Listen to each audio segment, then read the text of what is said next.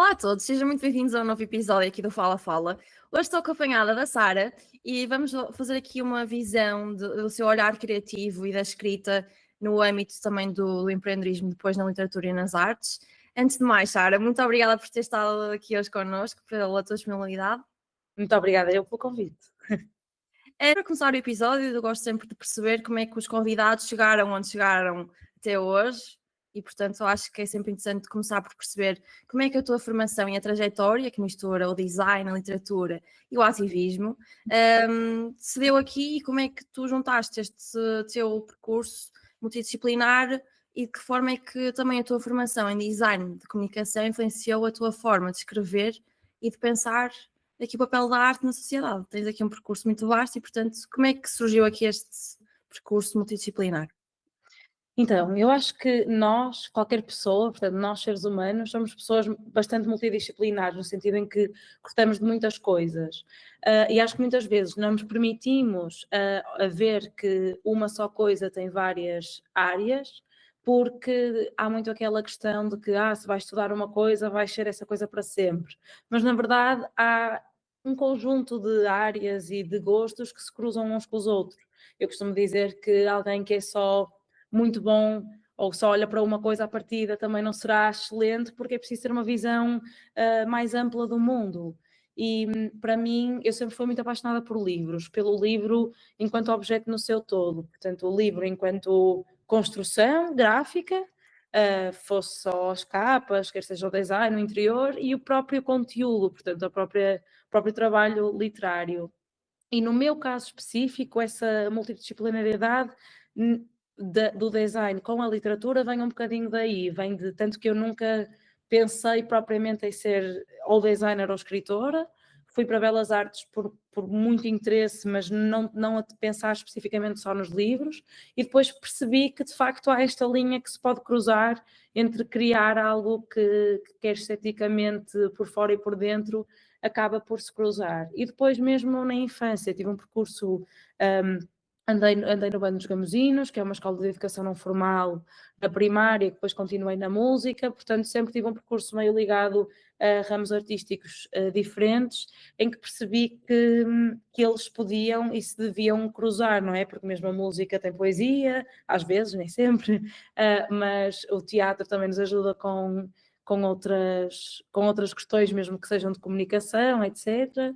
Então, pronto, percebi que eu se calhar não tinha que dar um nome para o facto destas coisas todas que eu gostava, mas que eu as conseguia juntar. E preferiste logo, lá está, ir para as belas artes do que, por exemplo, para letras? Depois foste lá parar, mas...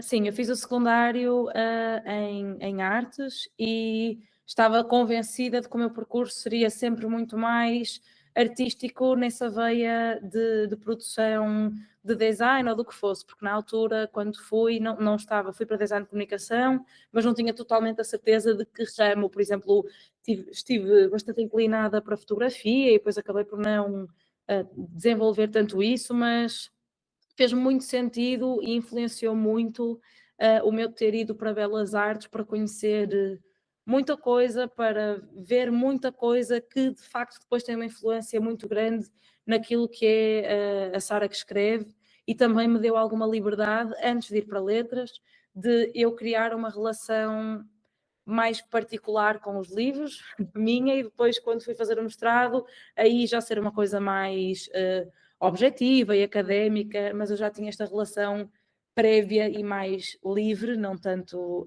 portanto, burocrática, digamos, com os livros. Achas que esse olhar de perceber a arte e o design te deu aqui uma percepção de como é que o mundo funciona depois para escrever e representar isso na parte da escrita?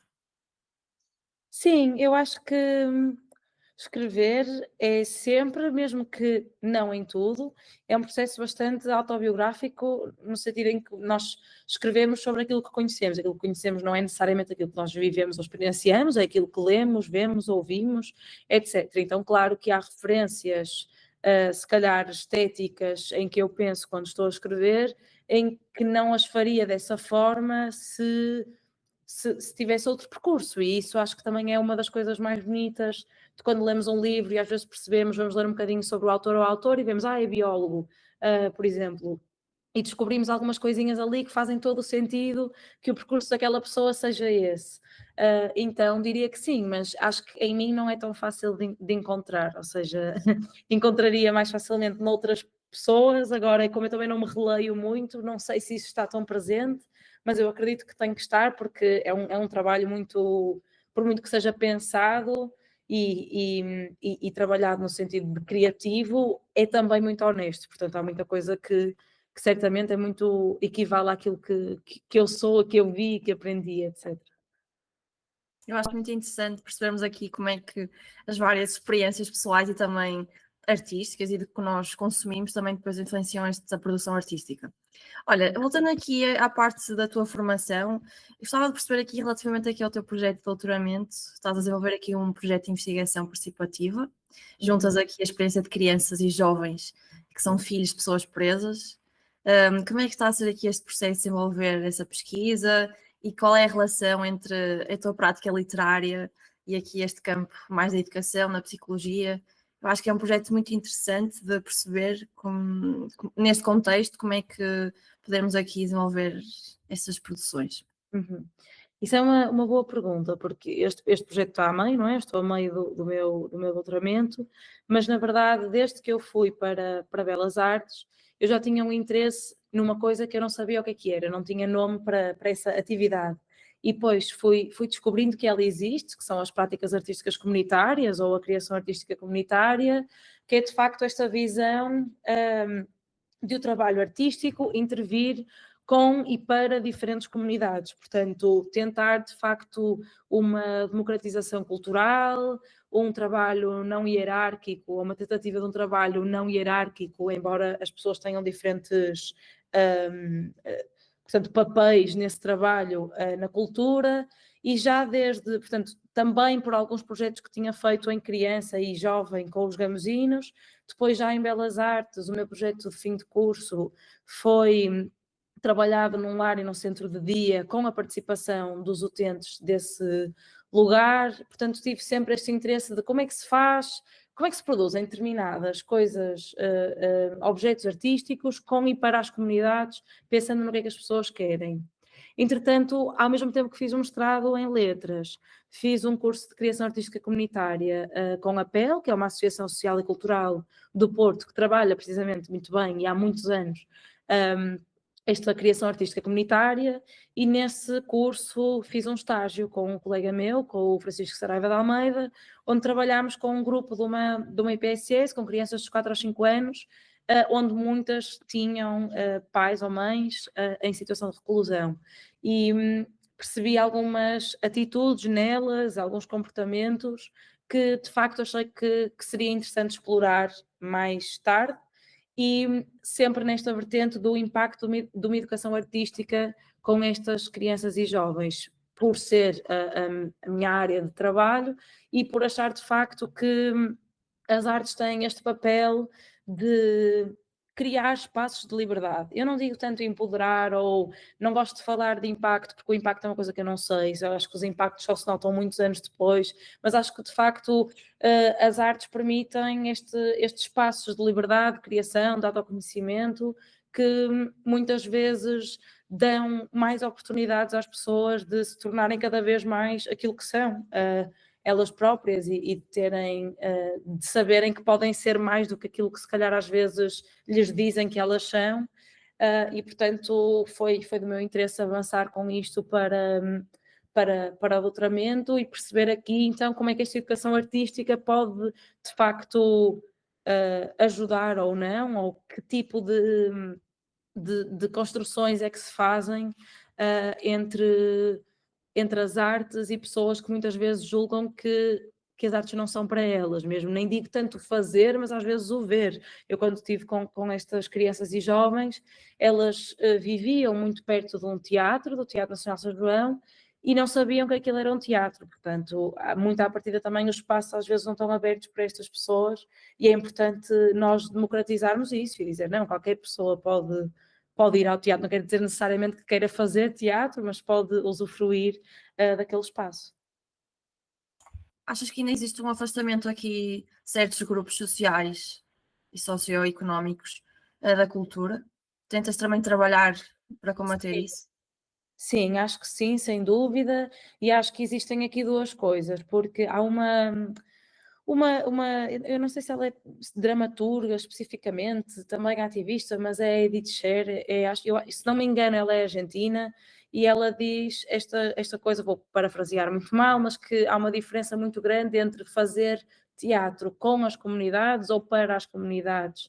E é precisamente isso, muitas vezes até se diz, vou levar àquele sítio, que aquele sítio não tem um cinema, vou levar para lá filmes e um cinema, mas não sabemos se aquelas pessoas querem ver esses filmes, não sabemos se o tipo de atividades ou de práticas que elas querem é essa. Então acho que existe de facto essa separação, porque muitas vezes quem tem as oportunidades e os meios para fazer coisas impõe determinadas coisas, e eu acho que nós temos que trabalhar para que toda a gente tenha opções, não é? Porque certamente tu gostas de fazer coisas que eu não gosto, vice-versa, há muitas que temos em comum, mas temos este privilégio grande de ter várias opções e de poder dizer que não, que dizer que não é um privilégio bom. Então acho que sim, acho que devíamos trabalhar mais nesse sentido, de mesmo quando é para ser feita a produção, de nunca existir uma imposição de eu acho que isto vai funcionar. É sempre preciso ir ao sítio e perceber o que é preciso ali para que funcione. E esse trabalho com as crianças tem sido assim gratificante? Como é que tiras aqui estes resultados? Como é que tem sido o processo também no sentido de perceberes se realmente eles estão a ser aqui movidos pela arte, se tem havido aqui uma liberdade artística que tu falavas também há pouco? Então, na verdade, eu ainda não comecei a trabalhar com os grupos de crianças e jovens. Já trabalhei antes do doutoramento, não com aqueles que vão ser, pronto, com que vou trabalhar no doutoramento. Até agora trabalhei com adultos, portanto, com os pais e mães que estão em reclusão, com professores, com o que eu chamo de adultos influentes na vida destas crianças e jovens, mas mais a partir de entrevistas e a perceber qual é que é o impacto ou não que eles acham que uma educação artística tem.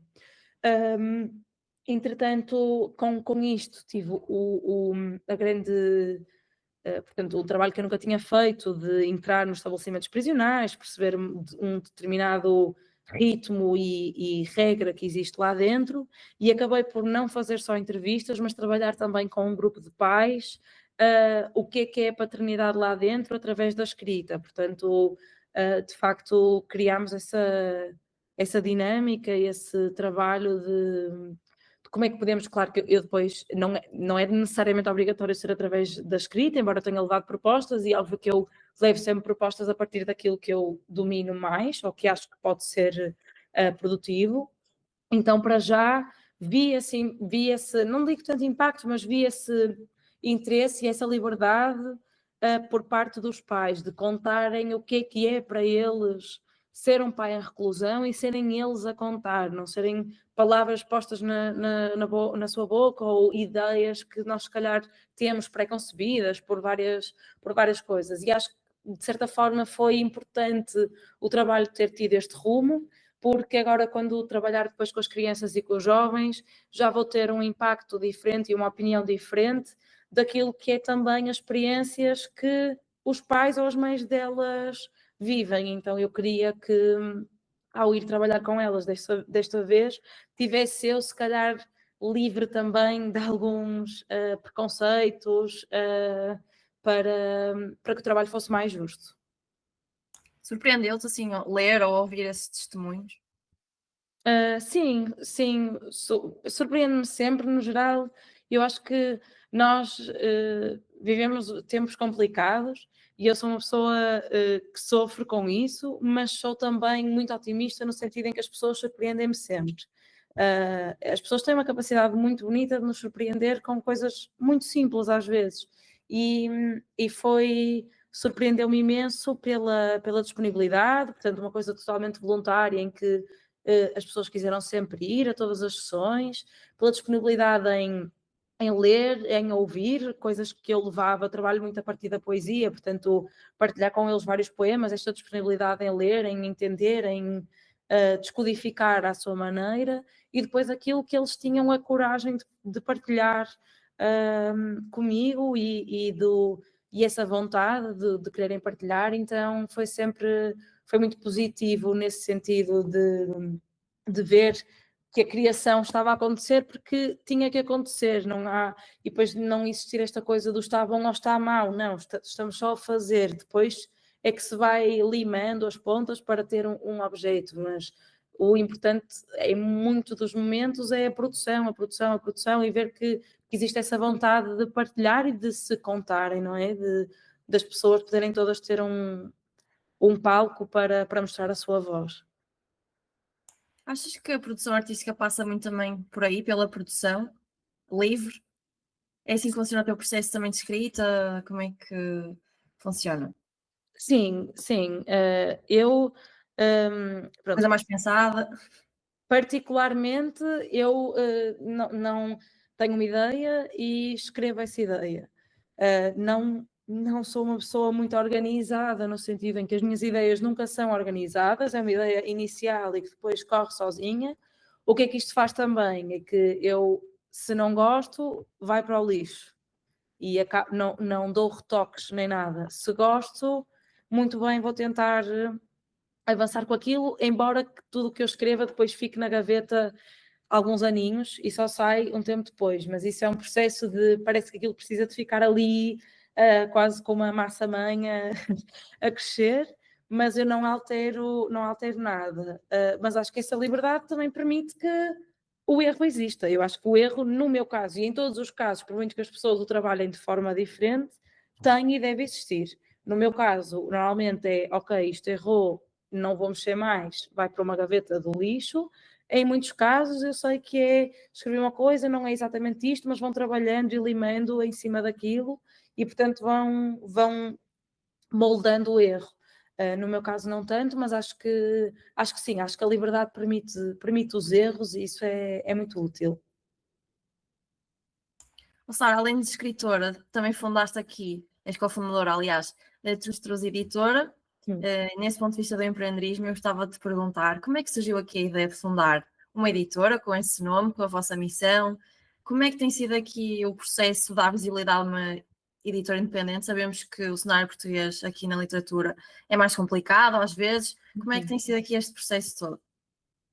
A ideia surgiu muito naturalmente de querer fazer livros por gosto e querer fazer livros que dessem igual importância ao texto e à ilustração. Portanto, esta ideia de livros ilustrados que, obviamente, fossem para todas as infâncias. Portanto, não pensar muito nesta coisa datada e super, às vezes, do marketing, de para vender dos 8 aos 10 anos. Não sei, às vezes, pronto, pode chamar a atenção a uma criança mais pequena ou um adulto, etc. Então foi muito por essa vontade de criar uma coisa livremente. A ideia do nome Trus Trus já estava fechada desde há muitos anos, porque na verdade era um sonho do meu pai, que quando eu era pequena produzíamos livros em casa, eu, ele, a minha irmã, pronto, só por brincadeira, e ele sempre teve esta ideia de que se um dia efetivamente fundasse uma editora, teria esse nome. Depois o prazer dos livros veio muito com este objetivo de criar, por acharmos que tínhamos capacidade para fazer uma produção que desse igual valor a ambos os lados e com que nós pudéssemos também ir sempre crescendo. E embora seja muito difícil em Portugal Portugal vive de grandes grupos editoriais, não é? Mas existem muito boas editoras independentes e como nós somos todos também leitores e leitoras dessas pequenas editoras, acaba por nos entusiasmar às vezes estar em pequenos encontros, em pequenas feiras onde vivem também essas editoras mais pequenas. E claro que eu não considero que sejam livros de nicho, no sentido em que são livros muito específicos para pessoas específicas, não, mas são livros que às vezes precisam de uma outra procura, porque as pessoas têm que ter disponibilidade para conhecer trabalhos que não são só daqueles que já são muito conhecidos, mas no geral é um trabalho que se vai fazendo, irmos viajando com eles pelas feiras, às vezes só conhecer pessoas que depois nos vão pesquisar, o estar em livrarias independentes, onde há este trabalho muito importante que parece que as pessoas não pensam muito nele, mas dos livreiros e das livreiras, que são, não é, pessoas que às vezes nos sugerem livros e que pensam em nós quando recebem um livro novo. Então é assim que aos pouquinhos se tem passado a palavra e pronto, acaba por nos surpreender também. Enquanto editor independente, lá está, estavas a referir que, por exemplo, a distribuição é um bocadinho mais complicada. Tem conseguido colmatar isso através, por exemplo, das feiras só, ou através também, por exemplo, da internet, dos livreiros independentes. Como é que vocês sustentam aqui depois também as várias produções, as várias obras, nesse sentido da distribuição? Eu acho que, portanto, nestas coisas também é muito importante saber aquilo que se quer e aquilo que não se quer. Nós sabemos que não temos ou não produzimos obras que são obras para grandes livrarias, para livrarias onde a própria. Pronto, porque são livros de objeto, portanto, os próprios livros às vezes têm desdobráveis, têm recortes, têm coisas que têm que ser tratadas com um determinado cuidado, não são propriamente obras assim que vão em caixotes para as FNACs, etc., com outra distribuição. E também sabemos que são livros, por causa dessas questões, que lá está, o que funciona muito bem é alguém leu e fala com ele por gosto, ou alguém já conhece a editora, as livrarias independentes, digo, e há um livro novo da Trus e eles já sabem que vão querer e já vão falar com as pessoas, portanto, sobre o livro nesse sentido. Então acaba por ser, através disso, acaba por ser muito pelo trabalho excelente das pequenas livrarias, pequenas, que eu não digo pequenas, mas livrarias independentes, depois também, claro, pelas feiras e pelo trabalho, mesmo nas grandes feiras, de determinadas pessoas que conseguem, mesmo na Feira do Livro de Lisboa, onde este ano estivemos pela primeira vez, que conseguem criar uma relação muito próxima com as pessoas. Nós estivemos no stand do Mark Taylor, que é um autor também, ele de livros ilustrados, e ele já tem uma relação muito próxima com as pessoas, portanto as pessoas já vão visitar aquela banca porque sabem que ele terá livros que são livros objetos, que dão para infâncias e que têm esse cuidado e esse toque. E depois acaba por ser também por existir neste universo de ilustradores e ilustradoras e de autores e autoras para a infância, que acabamos por ter interesse todos uns nos outros e irmos cruzando. E claro que também o nosso último projeto, embora este ano vá sair outro livro, foi um projeto muito grande, o 50 Abris, que envolveu muita gente, e aí já deu para... Pronto, também o próprio facto de termos trabalhado com tanta gente fez com que mais pessoas começassem a conhecer, mas acho que se vai fazendo, e acho que o nosso objetivo também era precisamente esse, era ser algo que vai sendo sempre feito com muito gosto, apesar da luta, mas que não quer competir com... Portanto, há de facto um mercado editorial que não é o nosso, e portanto também não nos importa muito, não há esta visão ou essa competição com essa área. Anteriormente também tinhas referido, e eu acho muito piada a isso, porque concordo muito com essa visão de os livros não são às vezes determinados só para uma certa idade, às vezes até os adultos deviam ler certos livros para crianças, já dizia assim mais ou menos Saramago, essa visão e essa ideia. E referiste aqui também o projeto Os 50 Abris, e era precisamente sobre isso que eu também queria falar, que vocês fizeram aqui uma reflexão sobre a Revolução de 74. Como é que foi aqui produzir esse livro, editar esse livro? Como é que também se conecta aqui a sua escrita com o trabalho aqui da editora? Uhum. Conta mais sobre esse projeto. Esse projeto, 50 Abris, foi uma ideia que nós tivemos, que de facto iam celebrar 50 anos do 25 de Abril, e como é que nós podíamos celebrar isso de alguma forma. E começámos a pensar que se calhar era interessante não tanto fazer mais um livro sobre a Revolução, porque já há muitos e há quem o faça super bem, e felizmente também há muitos livros para a infância, digamos, sobre isso, mas começámos a pensar que era super interessante ter então uma visão da liberdade hoje, o que é hoje a liberdade 50 anos depois, para pessoas muito diferentes. Então começámos a afunilar a ideia, que consistiu no seguinte: nós convidámos 50 grupos de 28 associações sociais do Grande Porto, que trabalham questões muito diferentes, desde jovens que estão em situação de reclusão, em centros educativos, pessoas com deficiências mentais ou físicas, pessoas que estão em situação de sem-abrigo, a causa LGBT, desde o lado de quem sofre porque sofre bullying ou outras questões, ou os próprios pais e mães, como é que lidam com aquilo que é o sofrimento dos filhos e como é que podemos contribuir para que isso deixe de existir.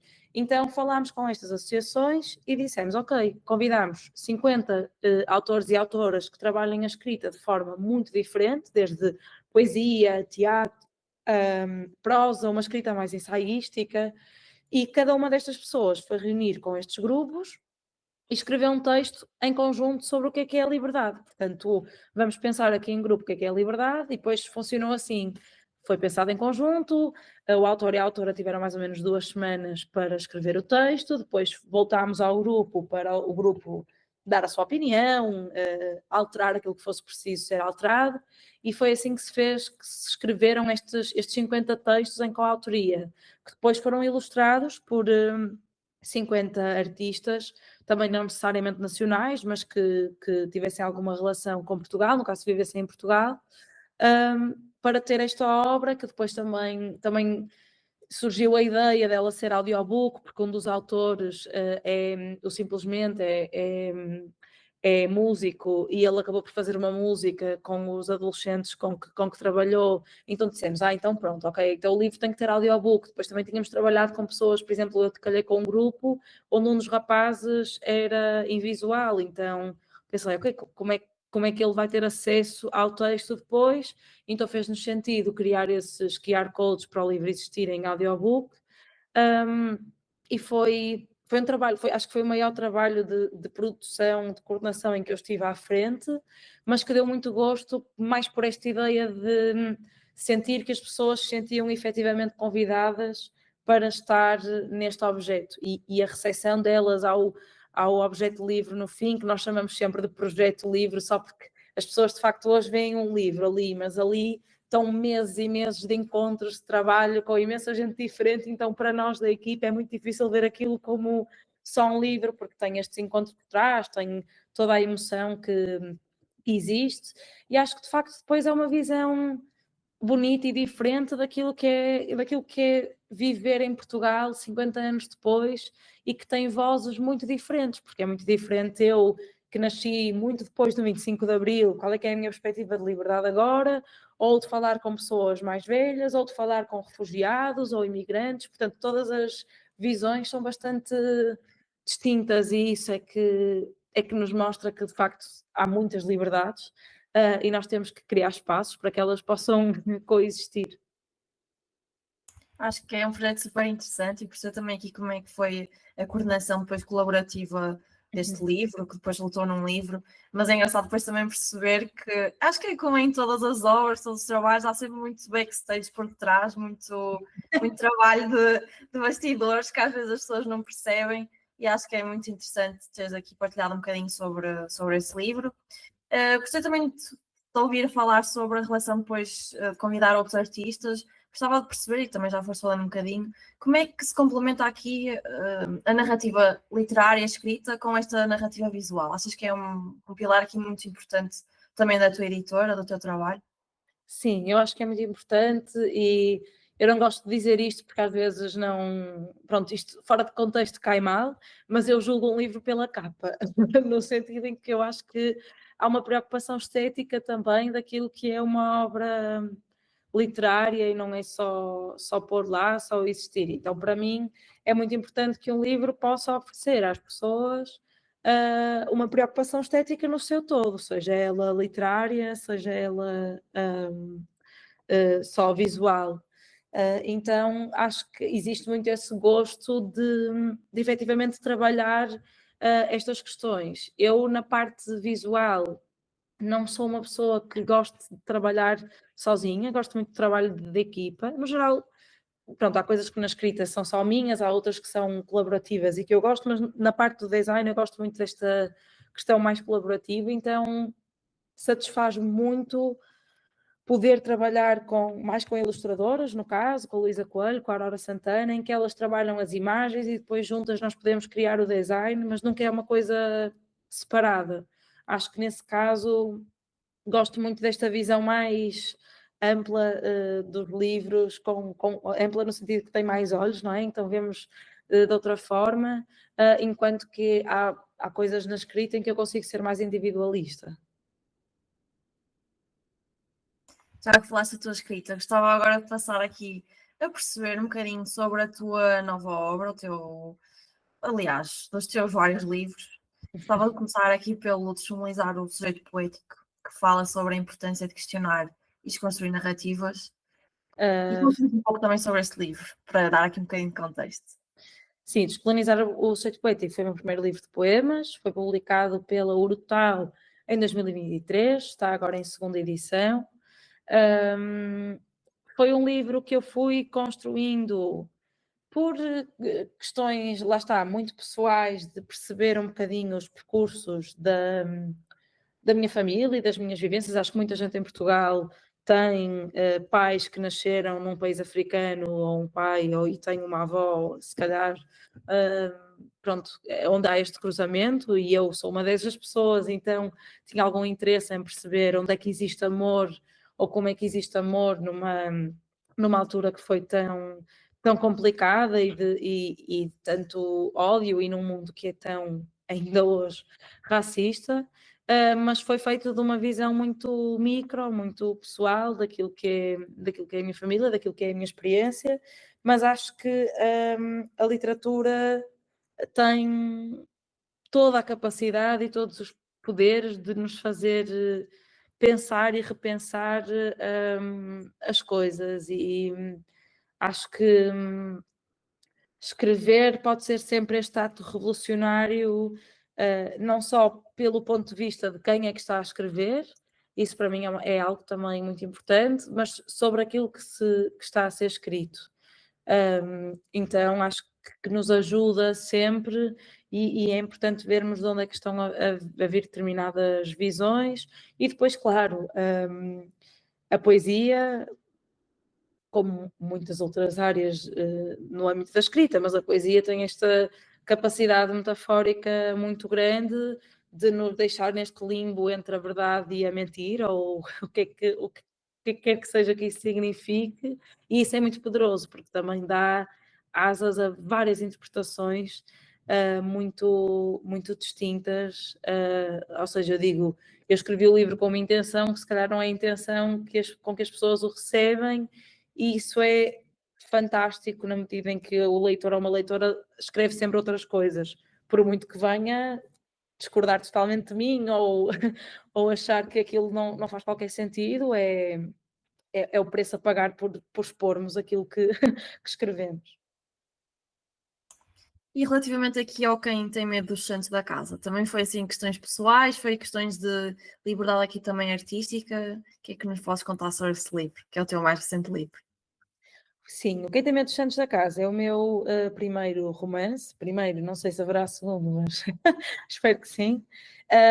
Ele foi inspirado nos santos do escultor Altino Maia, que foram criados para uma igreja, para a nova igreja, nova, nos anos 50, de São Pedro da Alforada, mas que foram rejeitados pela comunidade.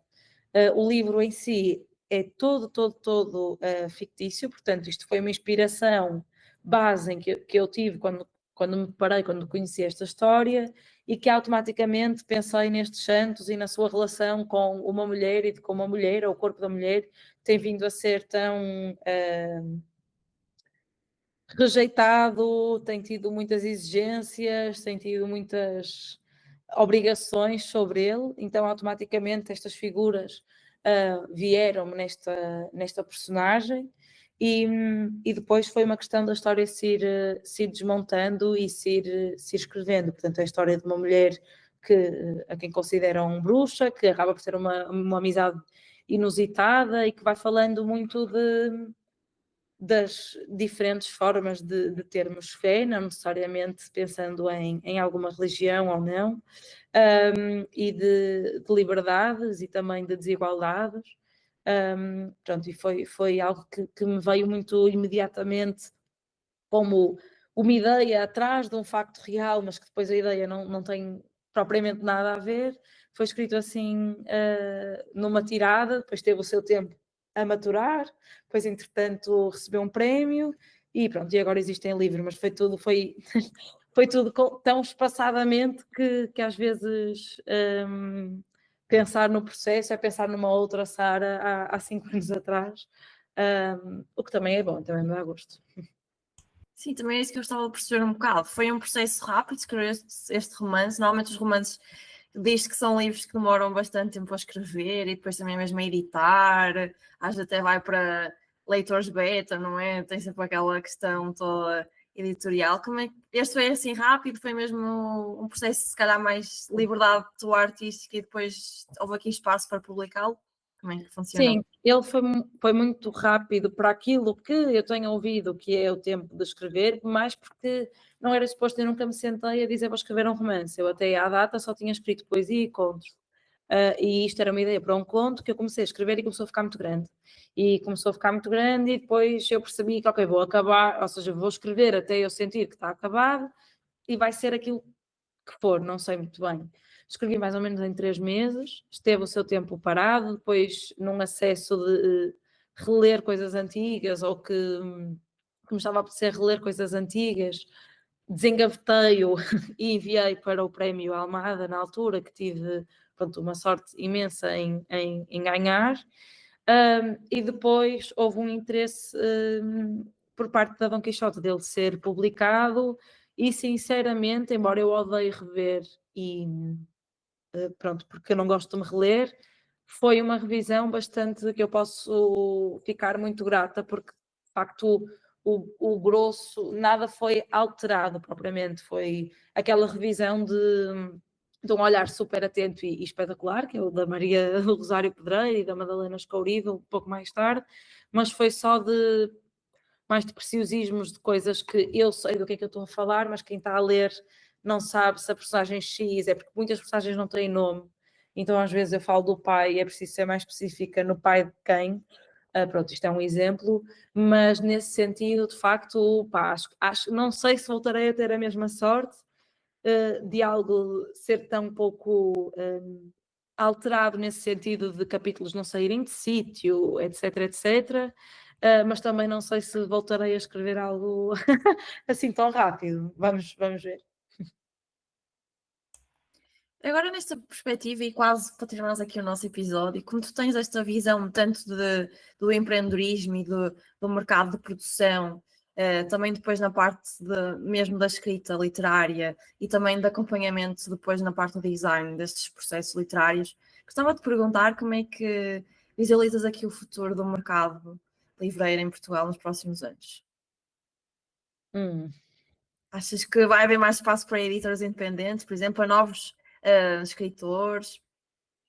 É assim, eu espero que sim. Uma das coisas que eu vejo que tem efetivamente acontecido e que eu acho que é bom é esse espaço para novas editoras e novas pessoas a escrever, portanto, há mais espaço para até a nível de traduções, chegam-nos mais livros de pessoas diferentes e não tanto aquela coisa, os clássicos ou aquilo que estamos sempre à espera. Eu acho que se vão sempre abrindo espaços de luta quando estes são necessários.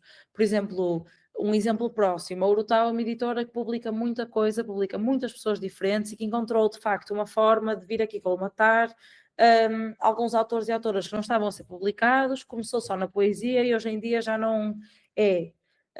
Portanto, já tem outras áreas e outras vertentes. Claro que depois também há sempre os grandes grupos e há visões diferentes de livro para livro.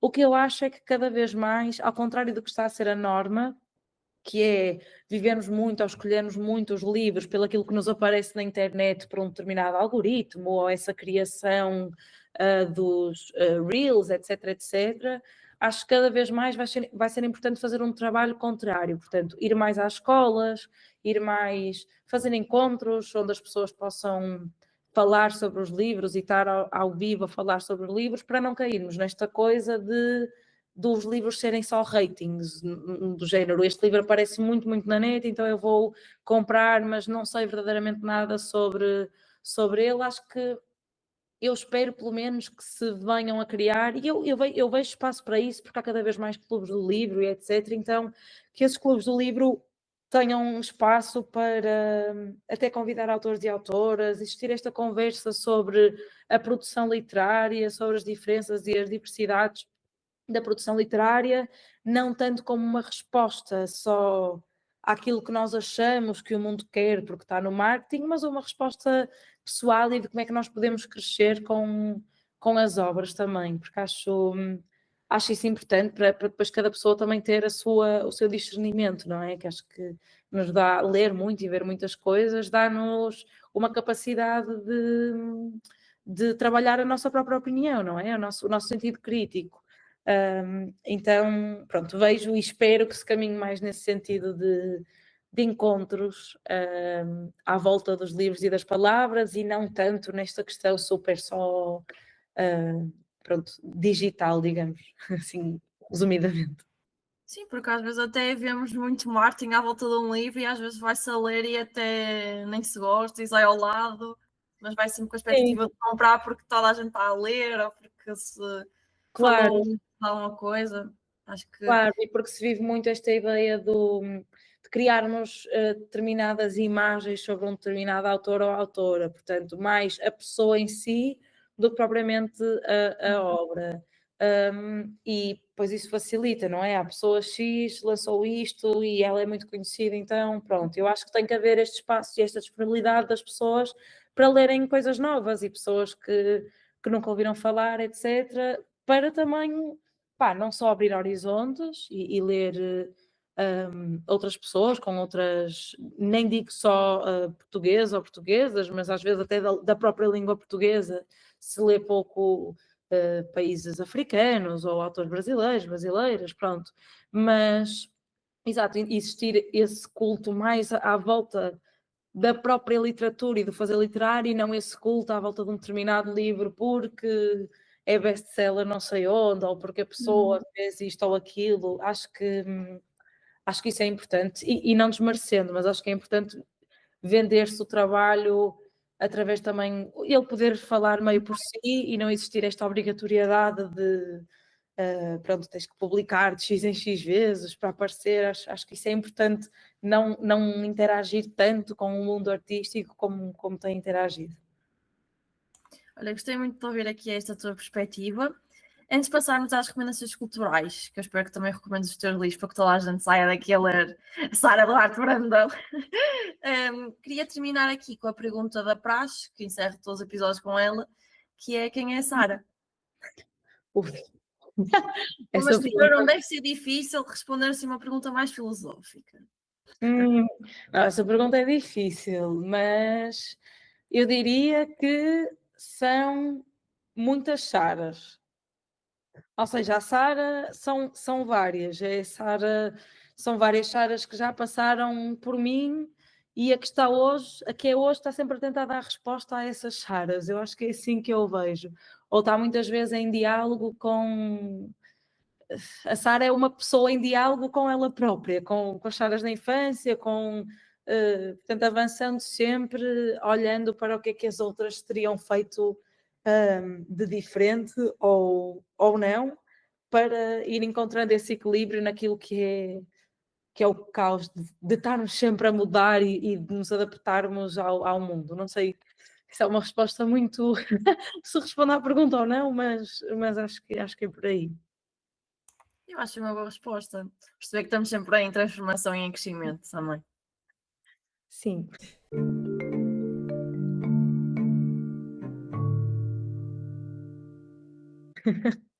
Vamos então passar ao segmento das recomendações culturais. Sara, o que é que nos vais recomendar aqui hoje? Então, eu quando pensar em recomendações culturais, vou pensar para coisas que sejam, portanto, que as pessoas possam ouvir ou ver em qualquer altura, porque isto também tem a ver com os timings do episódio, mas que são atuais, Portanto, que eu ouvi recentemente, e eu posso dizer que ontem ouvi a nova música da Rosalía com a Björk, para a qual estou muito entusiasmada para o álbum, que se calhar já vai ter saído na altura. Eu também. É isso, não sei se eu recomendo, mas fiquei muito, muito entusiasmada com a música. Coisa muito diferente que ela fez. Sim, e para mim, pronto, veio assim, tocou em níveis mais até, se calhar, parecidos com o primeiro álbum, que eu gosto muito, o Los Angeles, com a Björk, que eu adoro, e sou muito fã, portanto é uma também recomendação. Também sou muito fã da Rosalía já agora. Sim. Depois, ouvi hoje o novo álbum da Carminho e também gostei muito, e gostei muito, já falar de literatura, gostei muito logo do título, Eu Vou Morrer de Amor ou Resistir, e esteticamente, esta ideia que isto vem muito com a conversa que tivemos a ter, não só a música é muito bonita, mas esteticamente toda a envolvência do álbum criou ali um mini E dizem universo. que a Carminho vai estar no álbum da Sim, Rosalía. exatamente. Portanto, estão todas estas recomendações Todas interligadas. exatamente, estão todas interligadas, que acaba por ser assim. E depois estava a pensar, vou recomendar um livro. Eu tenho sempre muita dificuldade em recomendar livros, porque eu tenho esta coisa horrível que é, sinto que se recomendei um, porque é que eu não recomendei outro, e não disse aquilo, e há tanta coisa que eu gosto, e estou sempre, estou mesmo genuinamente sempre a ler. Mas como falei da Urutau, vou dizer que há assim 3 autores da Urutau com livros relativamente recentes que foram muito bonitos, que são muito bonitos, da Daniela Frias Guerra, do Wellington Vieira e da Lana Ruff. Dizer também, já que falámos em editoras independentes, que o Festival de Poesia de Lisboa lançou a nova coleção de contemporaníssimos, e há um livro também que é o Ensina-me a Dormir, que está muito bonito, e de prosa não é assim tão recente, li quer dizer, é super recente, mas para mim, eu li no verão, portanto não li assim esta semana, mas O Pés de Barro, do Nuno Duarte, que foi o livro que venceu o Prémio Leia o ano passado, é uma obra que, já que falámos também do 25 de Abril, é inspirada num pré-25 de Abril, mas na construção da ponte 25 de Abril, na altura a ponte Salazar, e é assim um trabalho que nos leva, não sei, eu comecei a ler, li muito seguido, tenho uma construção, um ritmo, algo que parece que eu tinha saudades de ler algo assim, e de facto, pronto, deixo essa recomendação também gosto de recomendar coisas de mulheres e de homens, portanto acho que ficam estas, que assim é uma coisa super, super honesta. Olha, gostei muito das recomendações. Acho que também teve aqui muito a ver contigo, com a nossa conversa. Gostava de te agradecer aqui pelo teu tempo e pela tua maravilhosa conversa sobre o empreendedorismo, sobre literatura, sobre o design, sobre também aqui criar resistência e abrir espaço em determinadas áreas para novos talentos. Acho que foi muito importante esta conversa e, portanto, muito obrigada, Sara, por ter estado aqui hoje connosco neste Obrigada episódio. eu pelo convite. Muito, muito obrigada.